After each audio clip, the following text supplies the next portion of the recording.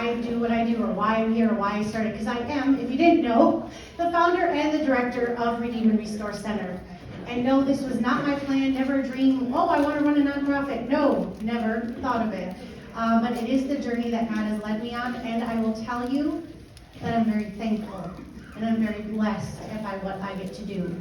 It is good to do what God created you to do, and that is what I'm doing.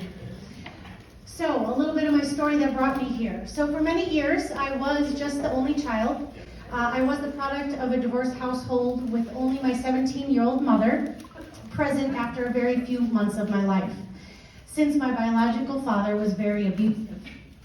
My mother then struggled a lot in showing love and affection to me ever. So I have known abandonment, loneliness, emotional and verbal abuse basically since I was a little girl.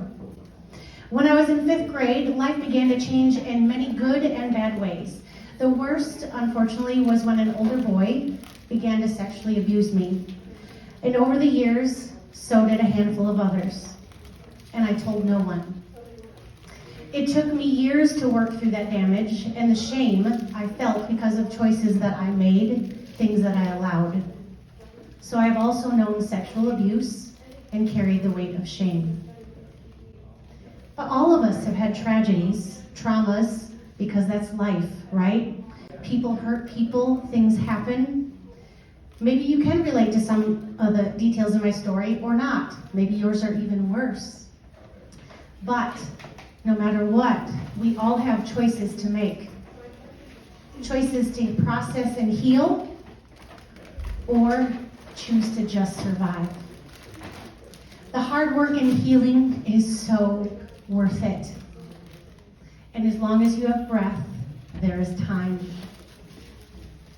Now, sex trafficking may seem really huge and overwhelming, but I submit to you that pain is pain, and redemption is redemption, no matter what the details are. So we can relate to one another because we're human, and we understand pain, abandonment, loneliness. Sex trafficking really comes down to vulnerabilities. It's what leads to the abuse and even the possibilities of exploitation. Of course, I could tell you many horrible, horrible stories about women that we have walked alongside, that we get to love, restore, and support. It all started with their vulnerabilities as well. Like mine, like yours. Vulnerabilities like just how old you are or how young you are, your dreams, a broken family, any kind of abuse, and then someone coming along and manipulate into doing unthinkable things and then stuck because of shame,